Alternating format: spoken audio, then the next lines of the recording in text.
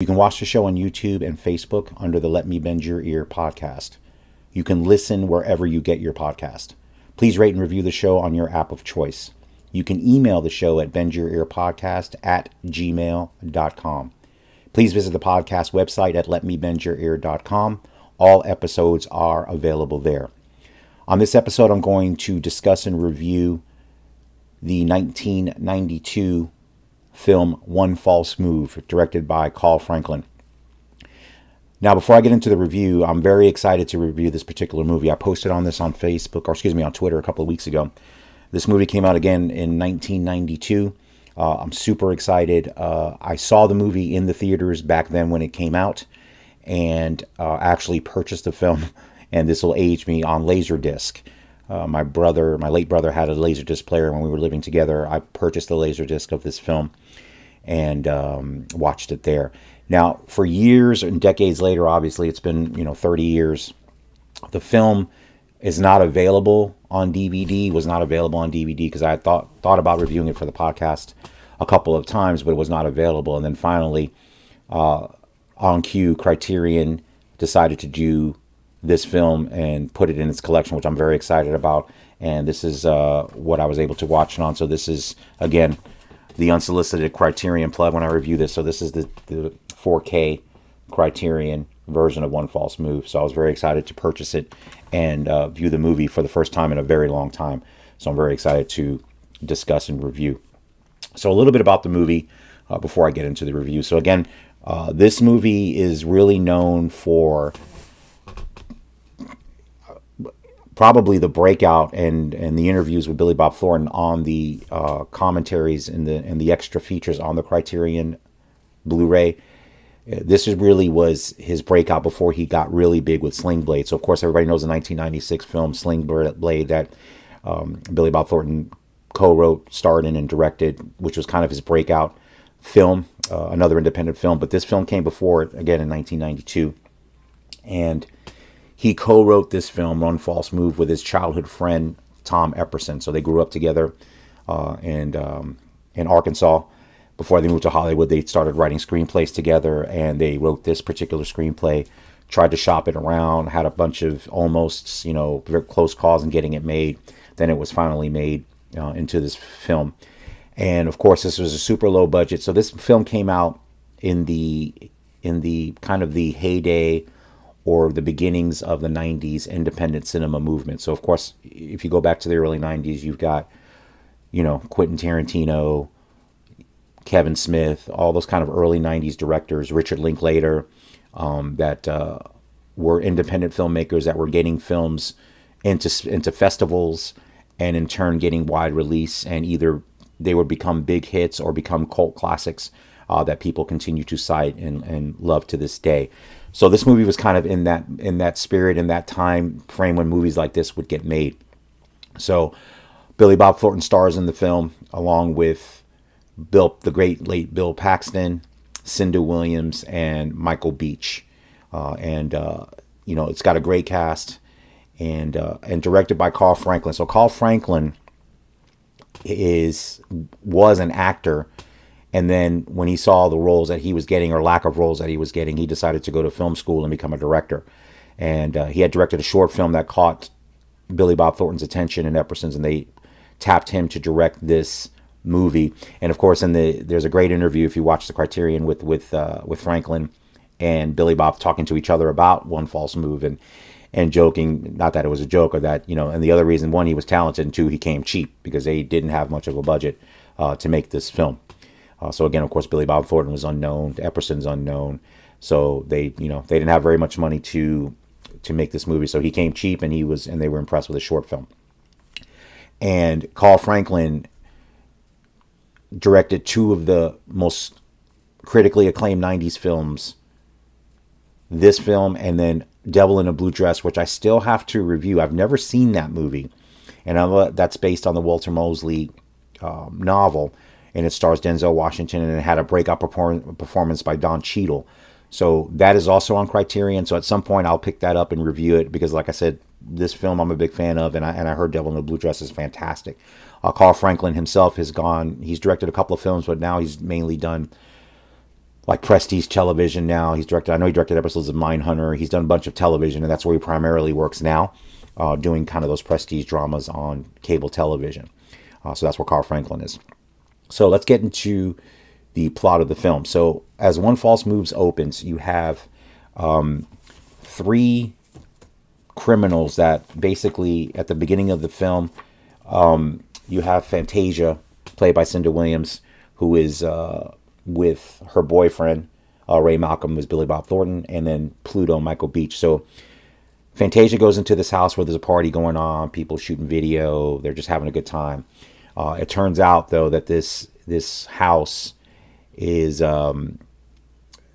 also a home of a drug dealer. So Fantasia comes in by herself because she knows the people in the house, and then Ray and Pluto come in and they steal money and drugs, or basically drugs, from this house, and unfortunately brutally murder the inhabitants of the house.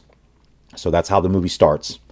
So of course they're on the run and they're trying to get away, and their goal is, of course, to sell the drugs and get a bunch of cash. So that's the main goal. So we find out as the movie progresses that Ray and Pluto serve time together in prison. So Ray is the hot-headed, impulsive one in the bunch, and then you have Pluto, who is very intelligent, very cool, very calm, and very brutal. He murders people up close with a knife. He's very violent, but very calm and very intelligent. And then you have Fantasia, who is Ray's girlfriend, who's, as you can see in the movie, and as the movie progresses, you see that she's kind of caught up in this stuff. She's not really a criminal per se. She's caught up in this and is kind of along, not for the ride, but basically, with her boyfriend and his ex-con compatriot. So that's the first main storyline. So the second storyline is set in Arkansas. And you have Dale Hurricane Dixon, played by the great Bill Paxton. He is a sheriff of this town. And to say this is a small town is an understatement. So he's the sheriff of this town. He's got a couple of deputies. And he is a typical small town sheriff. He grew up in that town, knows the town, knows everybody. This is not a place where there's a lot of crime, or, of course, not a lot of crime that would be significant. So you probably have people doing drugs, drinking too much, minor things that he's dealing with. You're not dealing with murder and mayhem really in this small town. So that comes into play in the story, because what ends up happening is, through a series of events in the movie, they're trying to sell the drugs and are having difficulty doing so.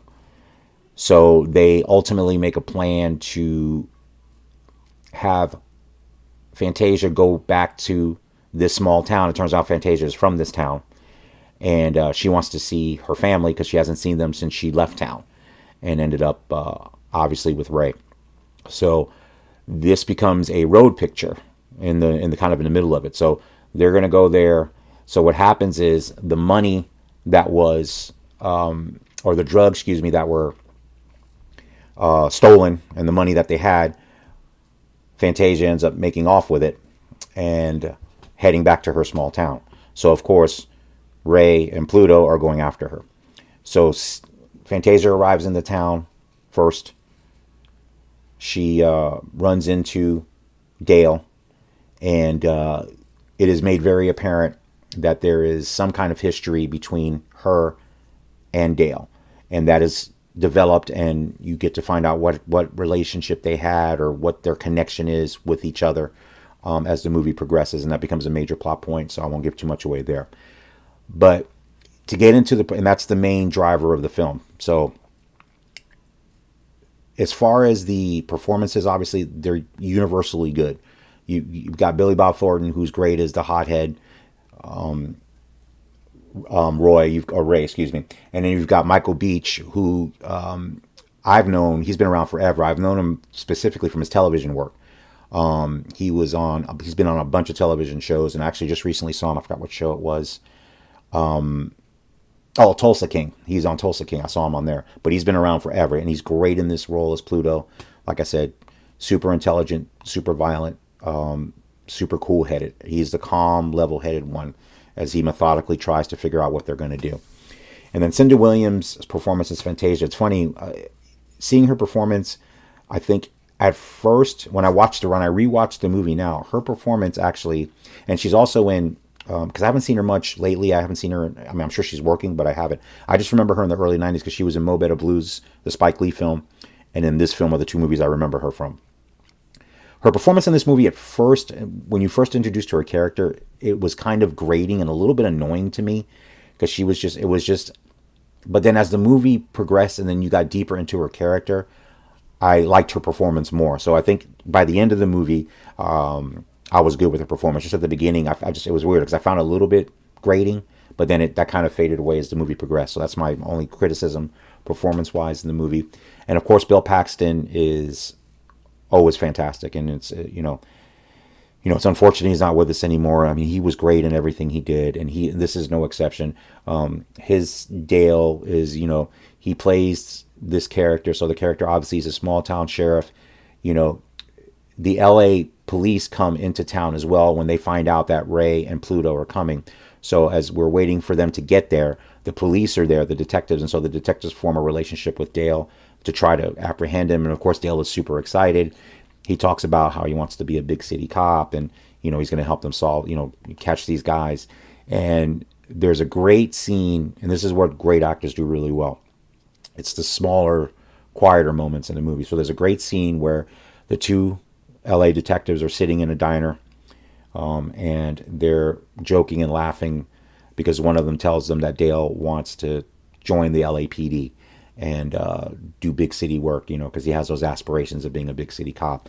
So he's telling the other guy, his partner, and then his partner, and them are just laughing about how ridiculous that would be and how he wouldn't last 5 minutes in LA because he's from a small town. He wouldn't be able to handle it.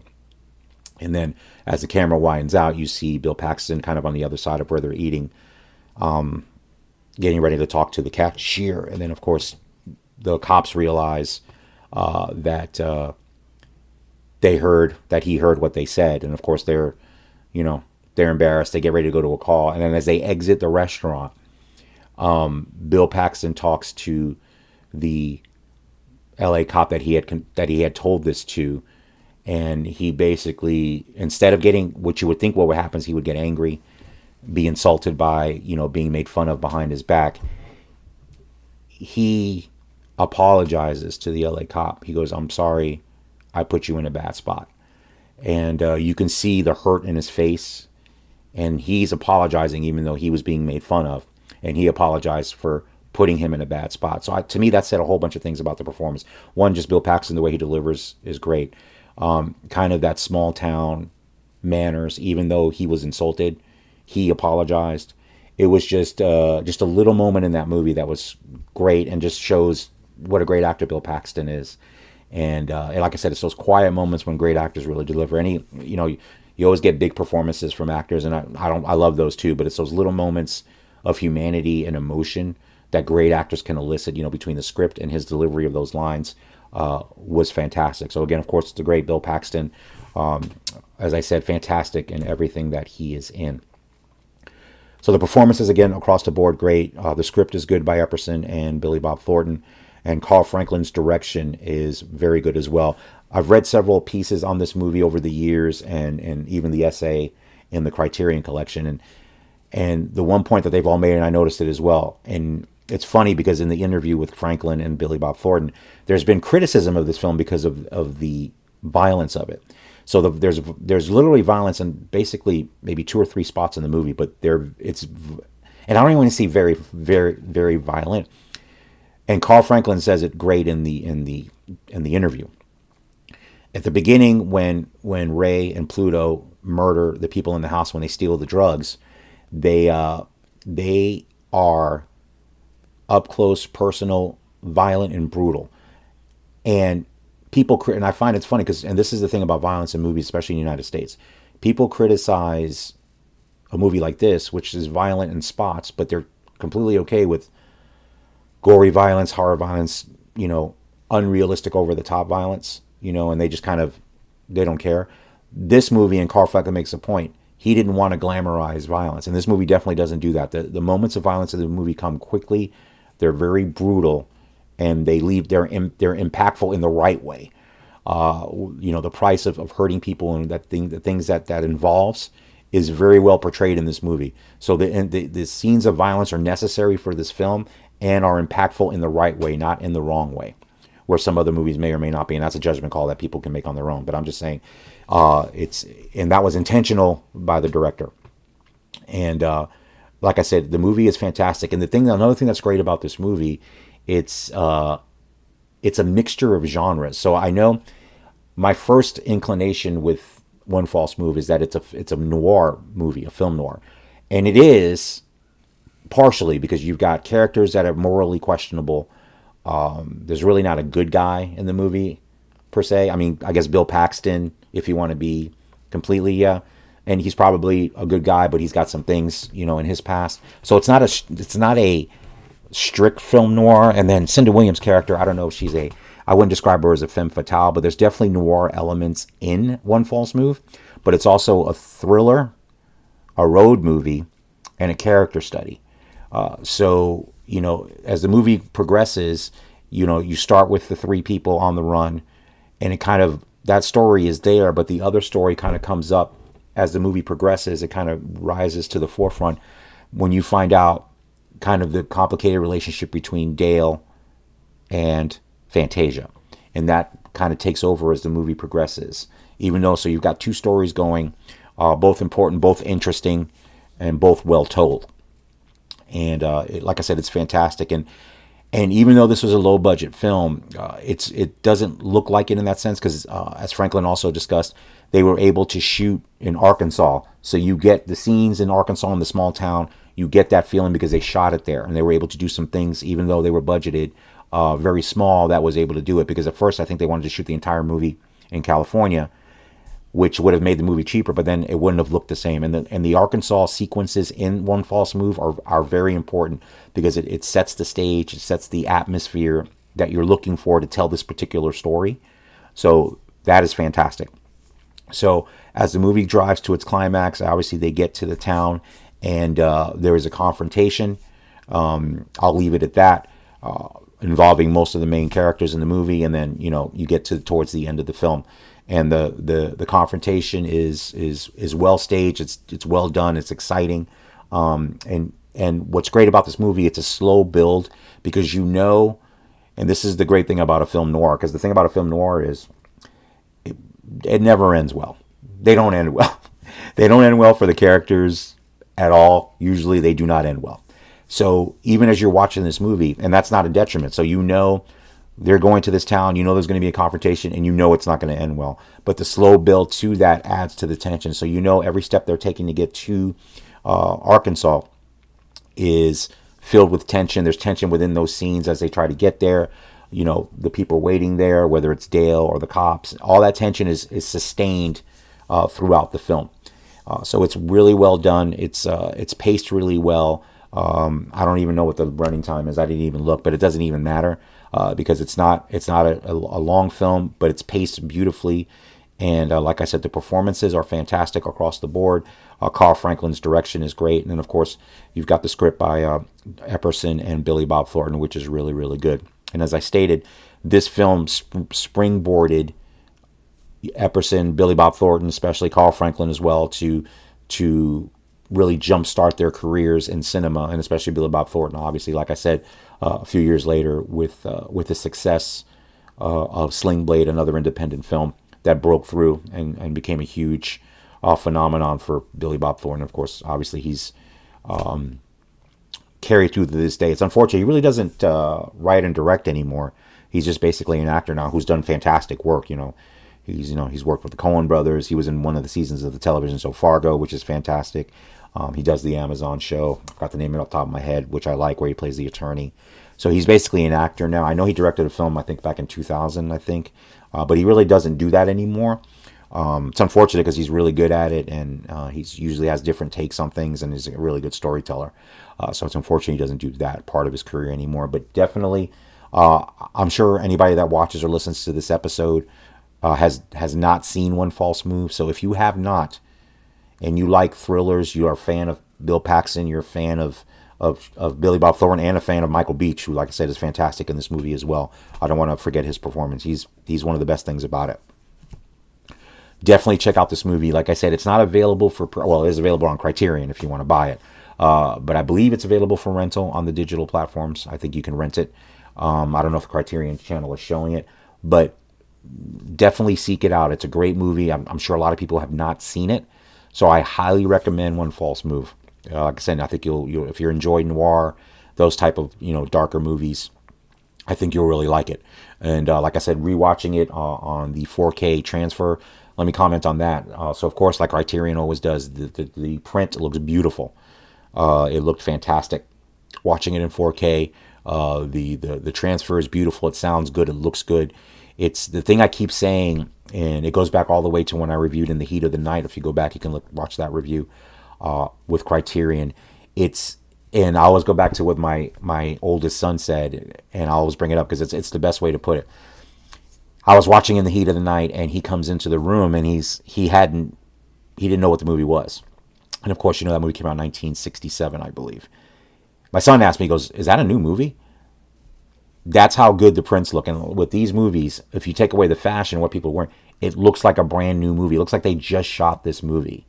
That's how good the transfer is, how clean it looks, how crisp the 4K is. So definitely, if you can watch it that way, the Criterion does it better than anybody. Like I said, they're not a sponsor of this podcast, but I will happily endorse them and what they put out. They've been doing it since back in the 80s with Laserdisc, and